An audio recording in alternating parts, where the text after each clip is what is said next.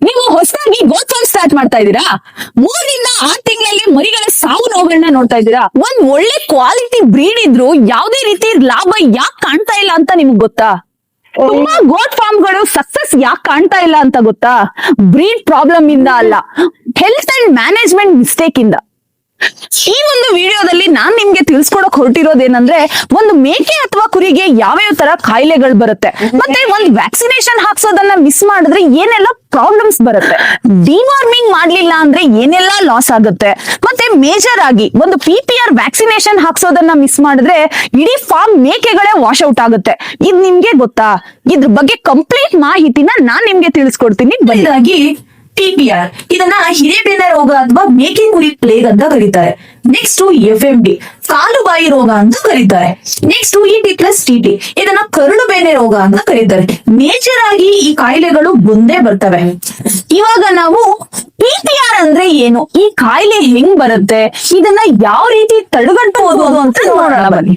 ಮೊದಲನೇದಾಗಿ PPR ಇದನ್ನ ಪೆಸ್ಟಿಡಿಸ್ ಪೆಟಿಟ್ಸ್ ruminants ಅಂತ ಕರೀತಾರೆ. ಕನ್ನಡದಲ್ಲಿ ಹಿರೇಬೇನೆ ಅಥವಾ ಕುರಿ ಮೇಕೆ ಪ್ಲೇಗ್ ಅಂತ ಕರೀತಾರೆ. ಈ PPR ಹೆಂಗ್ ಬರುತ್ತೆ ಅಂದ್ರೆ, ಮಾರ್ಕೆಟ್ ಇಂದ ಹೊಸ ಮರಿಗಳನ್ನ ತಂದಾಗ ಅಥವಾ ಎಲ್ಲೋ ಯಾವ್ದೋ ಹೊರಗಡೆ ಸ್ಟೇಟ್ ಇಂದ ಮೇಕೆಗಳು ನಮ್ ಫಾರ್ಮ್ ಗೆ ಬಂದಾಗ, ಮತ್ತೆ ಈ ಮೇಕೆಗಳನ್ನ ಕ್ವಾರಂಟೈನ್ ಮಾಡದೇ ಇದ್ದಾಗ ಈ ಒಂದು PPR ಅನ್ನೋದು ಬೇಗ ಹರಡ್ಬಿಡುತ್ತೆ. ಈ ಒಂದು PPR ಬಂದಾಗ ಮೇಕೆ ಅಥವಾ ಕುರಿಗಳಲ್ಲಿ ಯಾವ್ಯಾವ ತರ ರೋಗ ಲಕ್ಷಣಗಳು ಕಾಣಿಸ್ಕೊಳ್ತವೆ ಅಂದ್ರೆ, ಮೊದಲನೇದಾಗಿ ಹೈ ಫೀವರ್, ಯಥೇಚ್ಛವಾಗಿ ಮೇಕೆಗಳಿಗೆ ಜ್ವರ ಬರುವಂತದ್ದು. Next nose and mouth discharge ಅಂದ್ರೆ ಈ ಮೇಕೆಗಳ ಮೂಗಲ್ಲಿ ಯಾವಾಗ್ಲೂ ಸೋರುವಿಕೆ ಉಂಟಾಗುವಂತದ್ದು. ನೆಕ್ಸ್ಟ್ ಮೌತ್ ಅಲ್ಸರ್ಸ್ ಅಂದ್ರೆ ಮೇಕೆಗಳ ಬಾಯಲ್ಲಿ ಹುಣ್ಣಾಗೋದು. ಈ ಟೈಮ್ ಅಲ್ಲಿ ಮೇಕೆಗಳಿಗೆ ಮೇವು ತಿನ್ನೋಕ್ ಆಗೋದಿಲ್ಲ. ನೆಕ್ಸ್ಟ್ ಡಯೇರಿಯಾ ಅಂದ್ರೆ ಮೇಕೆಗಳಿಗೆ ಲೂಸ್ ಮೋಷನ್ ಆಗುವಂತದ್ದು, ಅಂದ್ರೆ ಬೇದಿ ಆಗುವಂತದ್ದು ಕಾಣಿಸ್ಕೊಳ್ಳುತ್ತೆ. ನೆಕ್ಸ್ಟ್ ಸಡನ್ ಡೆತ್ ಅಂದ್ರೆ PPR ಬಂದು 5 ರಿಂದ 10 ದಿನಗಳಲ್ಲೇ ಮೇಕೆಗಳು ಸಡನ್ ಆಗಿ ಡೆತ್ ಆಗೋ ಚಾನ್ಸಸ್ ತುಂಬಾನೇ ಇರುತ್ತೆ. ಈ ಒಂದು PPR ಬಂದ್ರೆ 30 ರಿಂದ 80% ಅಷ್ಟು ಮಾರ್ಟಿಲಿಟಿ ಚಾನ್ಸ್ ತುಂಬಾನೇ ಇದೆ, ಅಂದ್ರೆ ಸಾವು ನೋವುಗಳು ಜಾಸ್ತಿ ಆಗ್ಬಿಡುತ್ತೆ. ಈ ಒಂದು PPR ಗೆ ಪರ್ಮನೆಂಟ್ ಟ್ರೀಟ್ಮೆಂಟ್ ಅನ್ನೋದೇ ಇಲ್ಲ. The only solution is vaccination. ಮೇಕೆಗಳು ಬಂದ ತಕ್ಷಣ ಫಸ್ಟ್ ಮಾಡ್ಬೇಕಾದಂತ ಕೆಲಸ ಅಂದ್ರೆ ವ್ಯಾಕ್ಸಿನೇಷನ್. ಇದನ್ನ ಮಾಡಿದ್ರೆ ತುಂಬಾನೇ ಒಳ್ಳೇದು. ಈ ಒಂದು PPR ಕಾಯಿಲೆ ಬರ್ದೇ ಇರೋ ತರ ನಾವು ಎಚ್ಚರ ವಹಿಸಿಲ್ಲ ಅಂದ್ರೆ ನಾವು ಫೈನಾನ್ಸಿಯಲಿ ಹೆವಿ ಲಾಸ್ ಆಗೋಗ್ತೀವಿ, ಅಂದ್ರೆ ಒಂದು ದೊಡ್ಡ ಆರ್ಥಿಕ ನಷ್ಟ ನಮ್ಗೆ ಬರುತ್ತೆ. ಈ ರೋಗದ ಬಗ್ಗೆ ನಾವು ಅರಿವನ್ನ ಮೂಡಿಸ್ಕೊಳ್ಳೋದು ತುಂಬಾನೇ ಮುಖ್ಯವಾಗಿರುತ್ತೆ. ಈ ಒಂದು PPR ಕಾಯಿಲೆನ ಕಂಟ್ರೋಲ್ ಮಾಡ್ಬೇಕಂದ್ರೆ ನಾವು ಮುಖ್ಯವಾಗಿ ವ್ಯಾಕ್ಸಿನೇಷನ್ ಲಸಿಕೆನ ಹಾಕ್ಸ್ಬೇಕು. 4 ತಿಂಗಳು ವಯಸ್ಸಿರುವಂತ ಮರಿಗಳಿಗೆ, ಸಣ್ಣ ಮೇಕೆಗಳಿಗೆ ವ್ಯಾಕ್ಸಿನೇಷನ್ ಹಾಕ್ಸೋದ್ರಿಂದ ಇದು ತುಂಬಾ ಸುಮಾರು 3 ವರ್ಷಗಳ ಕಾಲ ಮೇಕೆಗಳಿಗೆ ರಕ್ಷಣೆಯನ್ನ ನೀಡುತ್ತೆ. ನೀವು ಇಲ್ಲಿ ನೋಡ್ತಾ ಇರ್ಬೋದು, ಇದು PPR ವ್ಯಾಕ್ಸಿನೇಷನ್ ಅಂತ ಹೇಳಿ, ಇದನ್ನ ಒಂದ್ ಮರಿಗೆ 1 ml ಅಷ್ಟೇ ಹಾಕ್ಬೇಕು. ನಿಮ್ ಹತ್ರ ಇರೋ ವೆಟರ್ನಿಟಿ ಆಸ್ಪತ್ರೆಗಳಂದ್ರೆ ಪಶುವೈದ್ಯ ಆಸ್ಪತ್ರೆಗಳಲ್ಲಿ ಸಿಗ್ತದೆ ಇದು.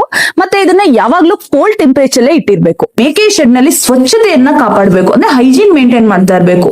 ಯಾವ್ಯಾವ ಟೈಮ್ಗೆ ಏನೇನ್ ಎಚ್ಚರಿಕಾ ಕ್ರಮಗಳನ್ನ ವಹಿಸ್ಬೇಕು ಅನ್ನೋದನ್ನ ಫಸ್ಟ್ ನಾವು ತಿಳ್ಕೊಂಡಿರ್ಬೇಕು. ಫಾರ್ಮ್ ಮ್ಯಾನೇಜ್ಮೆಂಟ್ ಚೆನ್ನಾಗಿ ನಡ್ಸ್ಕೊಂಡು ಹೋಗ್ಬೇಕು. ನೆಕ್ಸ್ಟ್ ET ಎಂಟರಾಕ್ಸ್ಟೋಮಿಯಾ ಅಂದ್ರೆ ಕರಳು ಬೇನೆ ರೋಗ ಅಂತ ಕರಿತೀವಿ. ಈ ಒಂದು ಕರಳು ಬೇನೆ ರೋಗ ಹೇಗ್ ಬರುತ್ತೆ ಮತ್ತೆ ಇದನ್ನ ಹೇಗೆ ಕಂಟ್ರೋಲ್ ಮಾಡ್ಬೋದು ಅಂದ್ರೆ, ಇದು ಸಾಮಾನ್ಯವಾಗಿ ಅತಿಯಾದ ಆಹಾರ ಸೇವನೆ, ಅಂದ್ರೆ ಯಥೇಚ್ಛವಾಗಿ ಮೇವನ್ನ ಮೇಕೆಗಳು ತಿಂದಾಗ. ಅದಕ್ಕಾಗಿ ನಾವು ಮೇಕೆಗಳಿಗೆ ಮೇವನ್ನ ಎಷ್ಟು ಬೇಕೋ ಅಷ್ಟು ಸರಿಯಾದ ಪ್ರಮಾಣದಲ್ಲಿ ಕೊಟ್ಟಾಗ ಈ ತರ ಆಗೋದು ಕಂಟ್ರೋಲ್ ಆಗುತ್ತೆ. ಮತ್ತೆ ಸಡನ್ ಆಗಿ ಫೀಡ್ ಚೇಂಜ್ ಆದಾಗ ನಾವು ಮೇಕೆಗಳಿಗೆ ಕೊಡುವಂತ ಆಹಾರ ಅಥವಾ ಮೇವು, ಕಾಳುಗಳು, ಧಾನ್ಯಗಳು ಉತ್ತಮವಾದಂತಹ ಕ್ವಾಲಿಟಿಯಲ್ಲಿ ಇರಬೇಕು.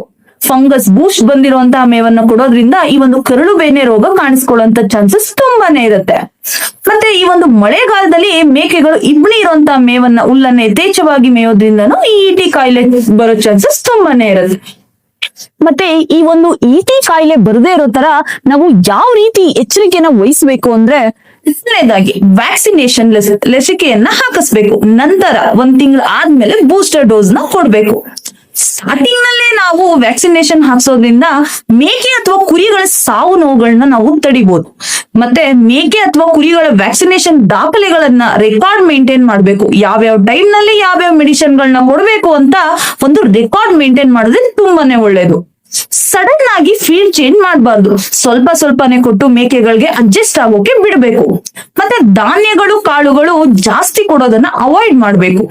ಮತ್ತೆ ಡಿವಾರ್ಮಿಂಗ್ ಆದ ನಂತರ ಫೈಬರ್ ಇರುವಂತಹ ಮೇವನ್ನ ಕೊಡ್ಬೇಕು. ಅಂದ್ರೆ ಸೋಯಾ ಒಟ್ಟು ಇಂಥ ಫೈಬರ್ ಕಂಟೆಂಟ್ ಜಾಸ್ತಿ ಇರುವಂತನ್ನ ಕೊಡ್ಬೇಕು.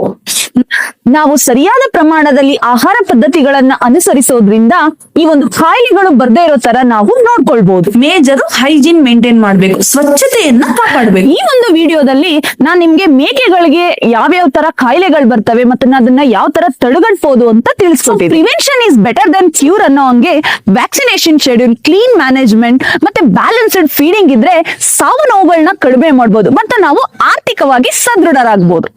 ಒಂದು ಕುರಿ ಅಥವಾ ಮೇಕೆ ಫಾರಂ ಸಕ್ಸಸ್ ಆಗ್ಬೇಕಂದ್ರೆ ಅದರ ಆರೋಗ್ಯಕ್ಕೆ ನಾವು ಮೊದಲ ಪ್ರಾಮುಖ್ಯತೆಯನ್ನ ಕೊಡಬೇಕು. ಈ ವಿಡಿಯೋ ನಿಮ್ಗೆ ಇಷ್ಟವಾದ್ರೆ ಲೈಕ್ ಮಾಡಿ, ಶೇರ್ ಮಾಡಿ, ಸಬ್ಸ್ಕ್ರೈಬ್ ಮಾಡಿ.